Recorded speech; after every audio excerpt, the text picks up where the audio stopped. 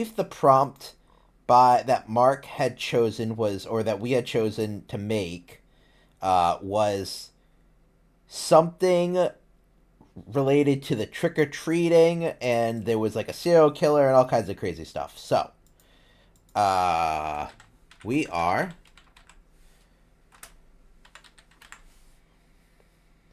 gonna play some music. Hopefully, it's good. I mean, the first one wasn't bad, but we gotta play some music. Is that playing in the background? Barely?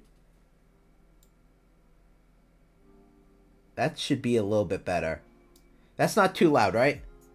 That's not too loud compared to me, now that I've turned it up a bit. That's okay. That's not too loud.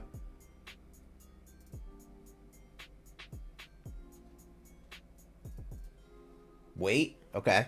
I'm waiting. Got anything spooky? Well, this is Halloween one. You want me to go for something a little bit more horror itself? Yeah? Okay. Alright, how about this? It's called Dark Ambient Horror Music. Fit the vibe? Okay.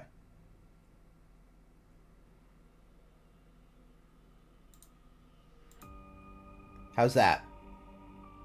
Is that a little better? Better. Okay, and the volume is good? It's not too loud?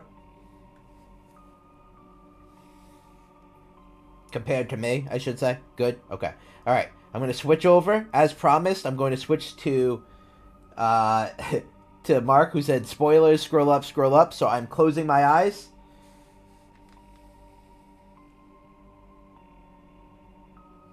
Okay. Nope. Yep. Yep. Yep. Nope. Okay. Now we're done. Yep. I saw the picture, and that's how I knew we went too far. Alright, this was the last story about the lemonade. All done, all done, all done. There's the Dead Reckoning stage play. Trick or treat, die. Scene 1, Candy Corn Curse.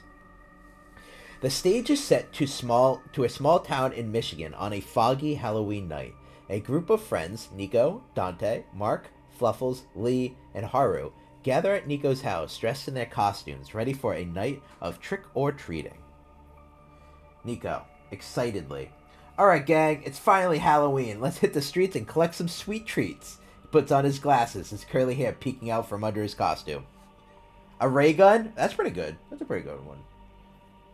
Like, a la, Dead Rising kind of style weapons. Dante, with an Italian flair. Yeah, dude, let's go scare up some candy. He adjusts his goatee, ready for the night's adventures. I like that you are a man who has a goatee, but is still ready to scare up some candy. Mark burping loudly. Burp. Chaos and candy, my favorite combo. He rubs his hand together, his eyes gleaming with mischief. Fluffles, in a deep metal-inspired voice. Candy! Psst, I'm more interested in potential for mayhem. He adjusts his vampire-themed costume, his reddish hair flowing. This is the second time that the bot has talked about Fluffle's reddish hair flowing. Oh, am I here right for the start? Yeah. The only thing that you've missed, Dante, is that you said, with an Italian flair, yeah, dude, let's go scare up some candy, and you adjusted your goatee, ready for the night's adventures. I was like, okay, oh yeah, okay. We got Fluffles. Lee, laughing quietly, mayhem and lemonade. He pats his long mane, a mischievous glint in his eye. Haru, small, with a cheerful British accent. Oh, I say, candy and chaos, what a treat. He wiggles his eyebrows, his costumes adding to the fun. The group steps out into the foggy night, their laughter and excitement filling the air. Scene 2, the neighbor's house.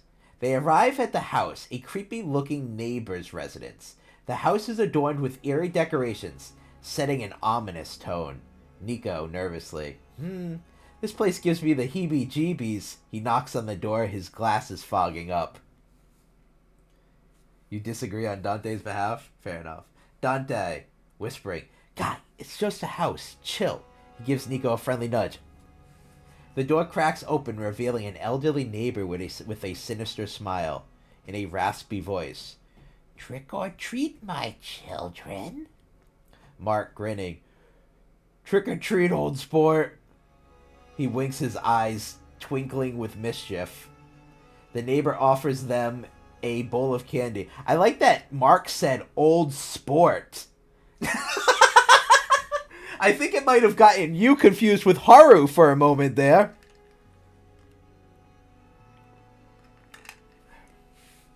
Trick or treat, old sport. I would have laughed if it said that you were making fun of Haru, but that's not what happened. Also, Luna broke, so let me turn off Luna real fast. There we go. Okay. Sorry. My eye is twitching like hell right now. Quick note. Oh, that was a quick note. Okay, great. Trick or treat, old sport. He winks, his eyes twinkling with mischief. The neighbor offers them a bowl of candy corn. Fluffles disgusted. Candy corn? Really? That's the best you've got? He rolls his eyes, his interest in the candy waning. Lee, laughing. Fantastical candy corn? He takes a piece, his laugh echoing in the fog. Haru with a playful tone. Oh, come on now. Candy corn is a treat. He accepts a piece, his accent fate adding to the charm. Nico, Dante, and Mark join in, taking a piece each, but their expressions turn sour. Nico's spitting it out. Oh no! Fucking unsub from this bot right away. It says Nico spitting it out. Ugh, this tastes like Bones coffee. He makes a face, his famous phrase coming to mind. What do you mean when you said that? How dare it say that anything bad about Bones coffee? How dare it?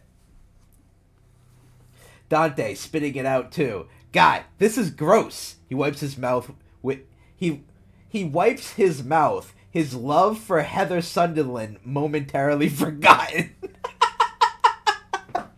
Wow, you have been so disgusted by candy corn. You in your hatred, you forgot completely who Heather Sunderland was. Gone but never forgotten. Mark mocking.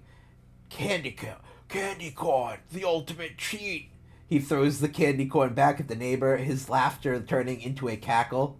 The neighbor's smile widens, revealing sharp teeth. A chilling scream pierces the night. Now I'm gonna find a way to get Bones Coffee to make a candy corn coffee. They make coffee, they make a whole bunch of weird flavors, but they've never gone for the candy corn route. I hope that never happens, because I will try it, and I will be disappointed. Scene 3. The Killer's Revenge. The group, unaware of the danger, continues their trick-or-treating journey. As the night progresses, a dark presence follows them, seeking revenge for the insult to their candy corn. Nico, out of breath. That was quite a walk. He wipes his brow, his glasses fogged again. Man, I gotta get better glasses. They're fogging up every 10 minutes. Dante, exhausted. Yeah, dude, let's take a break. He leans against a tree, his costume slightly disheveled. Suddenly, a shadowy figure emerges from the cornfield, its eyes glowing menacingly. Mark pointing. Look! It's a killer cornfield ghost! He bursts into laughter, his burps adding to the chaos. Fluffles whispering, Shh, Mark, you're attracting attention. He glances nervously at the figure. His burps adding to the chaos, yeah. The figure lunges forward, its hands reaching for Nico. A blood-curdling scream as Nico is dragged into the cornfield. What the fuck? I die first? No, like, maybe I've died off screen. Maybe I'm not actually dead. Maybe this is like, it's a real twist and I was in with the killer the whole time. Dante, horrified. Nico, no! He rushes towards the cornfield, his friends close behind. The cornfield swallows Nico, leaving only a trail of blood and a few cat meows. Why am I cat meowing? Lee stammering. He got him. He backs away, his laughter frozen in his throat. Haru whispering, Oh, blimey. He crosses his arms, his jolly demeanor fading. Okay. Give me a second. My eye is twitching.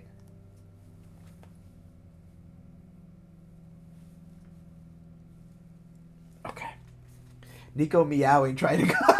That's true. That's what I was trying to do. Cats. Cats, cats. Scene 4. A deadly game. The remaining friends, now aware of the danger, decide to confront the killer. They gather at Dante's house, a safe haven, to devise a plan. Dante, determined. We can't let this killer get away with it. He paces the room, his eyes darting around. Fluffle serious. We need to lure him out and finish this. He adjusts his costume, his metal-inspired attire adding an edge. Mark grinning. I've got an idea. Let's play a game. He claps his hands and his eyes sparking with mischief. Lee curious. A game? He raises an eyebrow, his laughter momentarily forgotten. Haru intrigued. Oh, what's the game then? He leans forward, his accent adding a touch of mystery. Mark whispering. Hide and seek with a twist. He winks, his eyes narrowing. The friends exchange glances, a mix of fear and determination on their faces. They set out, each with a plan to confront the killer.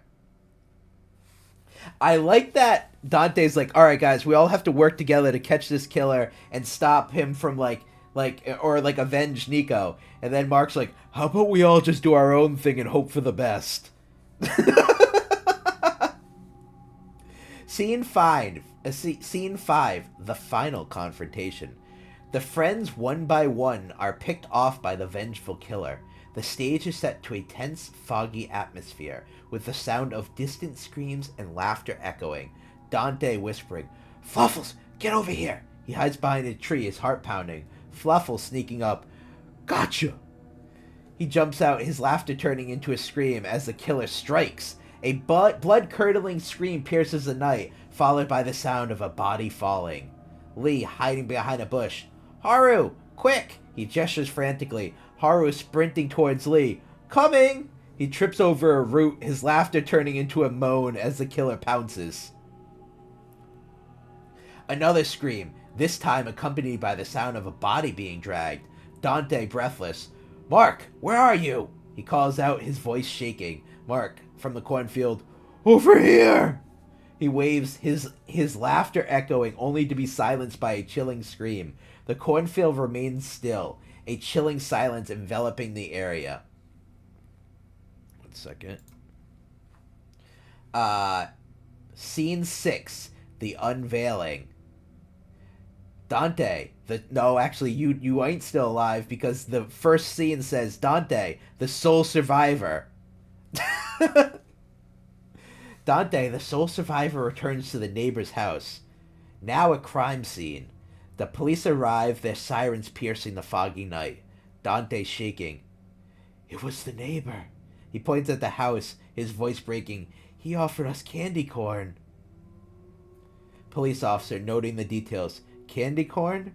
That's an unusual choice. He jots down notes, his expression serious. The officer enters the house only to see a bizarre sight. The neighbor, dressed in a creepy costume, is surrounded by candy corn and a collection of video games. Officer stunned. This is bizarre. He picks up a game reading the title. Lies of P?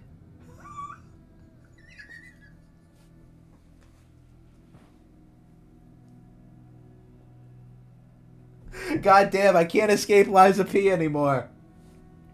Oh!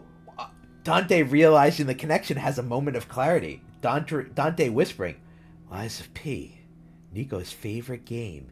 He puts the pieces together, his eyes widening. Scene 7, the twist. The stage darkens, a chilling silence envelops the audience. Their friends, now reveal as the killer's victims, appear on stage, their spirits lingering. Nico, in a ghostly voice, It was all a game. He floats above the stage, his glasses reflecting the moonlight. Dante joining him. A game of revenge. He too becomes a spectral presence, his goatee shimmering. Mark cackling. Chaos and candy corn. His spirit filled with mischief dances across the stage. Fluffles, in a deep haunting tone. We laughed at the candy corn. He materializes, his metal-inspired attire now a ghostly costume. Lee, with a soft laugh, fantastical lemonade. His spirit, filled with regret, fades into the fog. Haru, in a gentle British accent, oh, the jokes we played. He joins the others, their laughter now a chilling echo. The lights dim, leaving only a single spotlight on the neighbor's house. A chilling laugh, followed by the sound of candy corn being devoured, echoes through the night. Curtain falls. So was I actually the killer the whole time, or wasn't I? Because it sounded like that the where it was going in the end was that I was going to be the killer because they found Lies of P. And then, yeah, I guess so. And then it was just like, is Neek, and then, but I was the first one to say it was all a game. So was I actually the killer, or wasn't I? I think that ghost chapter at the end was misplaced. Yeah, everything up until the ghost chapter, I think I got. Yeah, you were the killer, and I put together the pieces. That's why I disappeared from the chord maze, and I was like, oh, guys, help! And then where did I go? I killed you guys. You guys went into my house, and what did you find? Apparently, this was my second house, because... oh, unless the neighbor actually was creepy, and I just used that as a cover to kill you guys. So, yeah, that was fun. Lies of P, Nico's favorite game, up until the end. You were the final girl, that's true. But for a brief moment, you did forget Heather Sutherland. Or Sunderland. Is that how... Wait, was it written as Sunderland? Or was it written as Sutherland? Let me see. Let me see.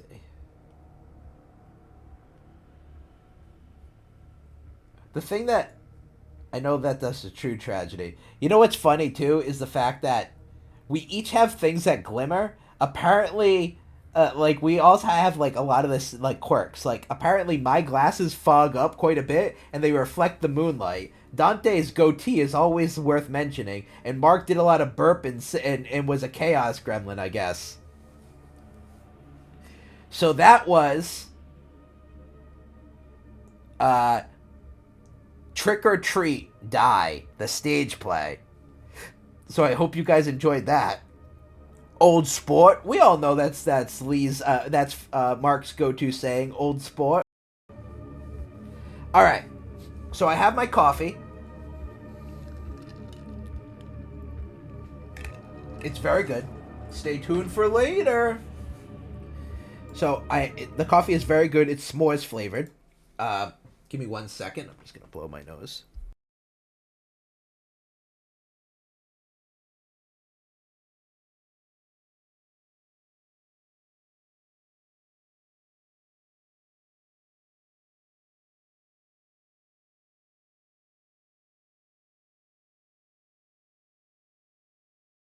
Is that what you wanted, Mark? I thought about doing it. I did think about doing it. All right. So that is the second fan fiction we got. I have my coffee. It's very good. It's s'mores flavor, and I would never say, ew, this tastes like Bones coffee. How dare they? Request a refund immediately.